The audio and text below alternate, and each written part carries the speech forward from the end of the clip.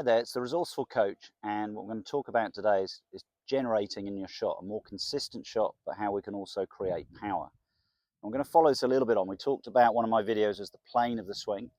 We're going to show you that idea again very quickly, but then I'm going to show you how one thing that's around us all day long is going to help you to become more consistent and powerful in your shots. And that thing is gravity. Gravity, in my mind, is my best friend when I go and play golf. I use it a lot to read putts. I use it a lot to feel the shot as I play my chips, and definitely how I'm going to show you today how you can generate more power in your golf swing. So, like we did with the plane of the swing, we've put down a plank of wood here to show my target line, and we're going to use this bit of wood to show us the arc of the swing. And we're going to follow two key things here, and how that will, one, generate a consistent path of swing, which will give you more consistent contact, and then two, in doing this, how you can then generate more power by understanding how you'll maintain the wrist cock a little bit later in your swing. And we're going to show you also a little bit of a bonus tip that has been shown that if you're swinging the club at a certain speed, the wrist will naturally uncock as you come down. It will happen. You don't need to concern yourself with that. So let's go back to the plane of the swing. What did we talk about? So we had our target line, and we gave ourselves two positions in that video. And if you haven't watched it, please go and watch it. And it was simply saying that the two positions I look for is, one, if we reached waist high, we want the shaft of the club, which we're highlighting with this plank of wood, should be parallel to my target line. And then as I continue up, get to here, this is illustrating what would be the shaft angle, and the butt of the club, that should be pointing back down towards the target line. And if that's consistent, and I can let the arms come down, go through, I would create a similar position, parallel, and then there's the angle as I go through. So why do golfers find this start of the downswing a little bit tricky? And I think it is, how do I generate power? The golfer is saying, I've got to start attacking the shot and get the swing happening very, very early at the start of the downswing. But think about it logically. You want the power to be at its greatest when you hit the ball. And if we look at gravity, and I take an object, just this plank of wood, if I let go of it, it's going to keep accelerating until it hits the ground, and that's when it's going to reach its maximum point. Bang. You can hear that hitting the ground. So if we let something drop, it will naturally pick up speed. So that's the way we're going to look at this. Okay, we're going to let my arms, when I get to the top of my backswing and reach this position here, rather than think I've got to get back to that ball quickly, is let's use gravity. So let's use gravity. If I get here and now I just literally let my arms drop, I'm now naturally from there. If my body just turns from there, I'm naturally coming in on that slight inside line that we'd like to generate a good solid contact on the ball. If the first movement is you're attacking, and you're attacking from here, it's very easy now for the club. Look, already the plank of wood I'm holding is nearly on the target line. So the momentum is going out here, it's going to come across, and now I can still hit it powerfully, but I'm going to hit it powerfully left. And that's when I then start to make compensations, and that causes the ball to fade or slice. So here's our first thought. It's sensing is when you go to the practice ground, is think to yourself, from there, if I let my arms drop, the momentum of that is going to come down, and now as my body naturally unwinds, I'm back to that ball.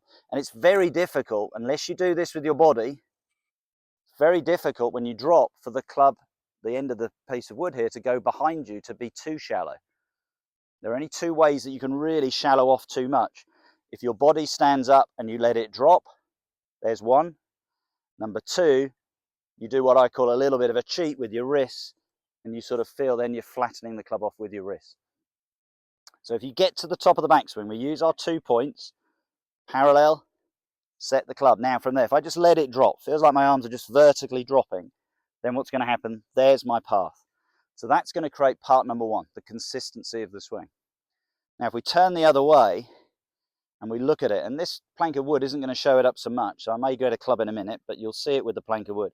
When I've got to this position here, okay, look at where my hands are and look at where the plank of wood is. Okay, and you think about a golf club, which is the heaviest part of the golf club? The head. So the head is here.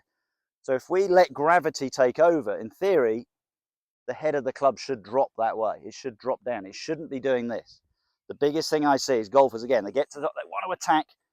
There's all my wrist cock gone. Okay, it feels like, yeah, I want to attack now, but remember the ball's down there. we don't want to get that feeling that we're going too early.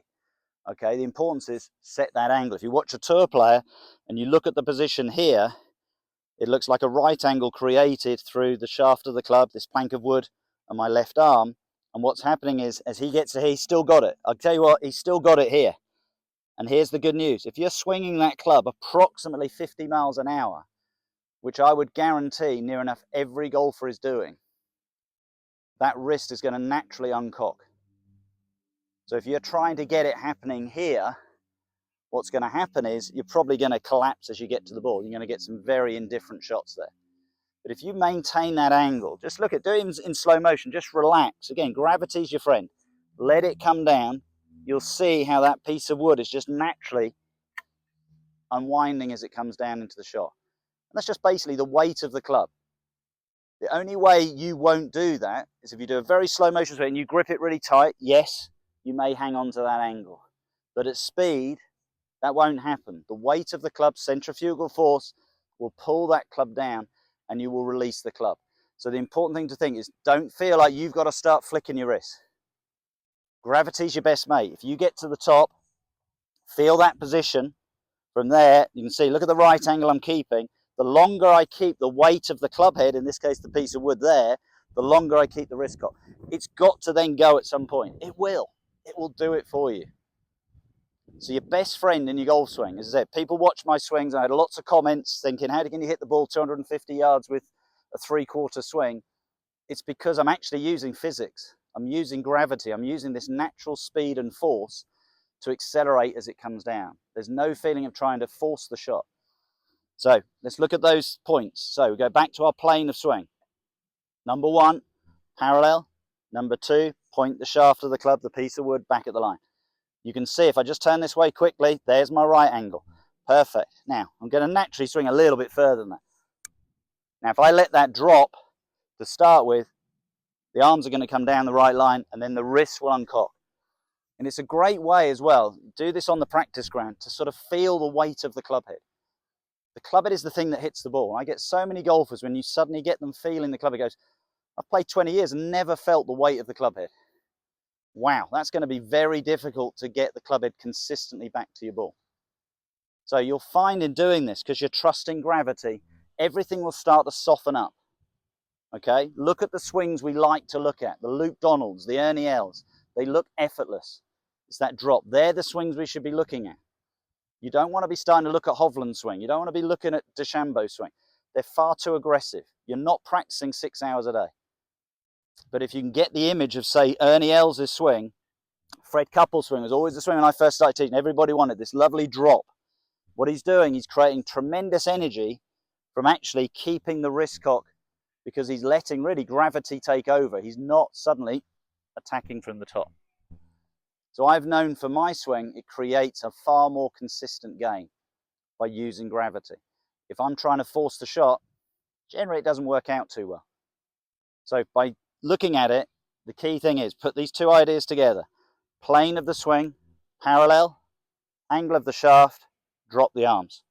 Drop it there. Look how that angle looks like it keeps pointing at the target line. I'm perfectly on line now. The swing will unwind. You'll get more consistent shots. I hope you enjoyed that tip. Remember to use gravity. If you did enjoy it, share this with your friends, and I look forward to seeing you soon.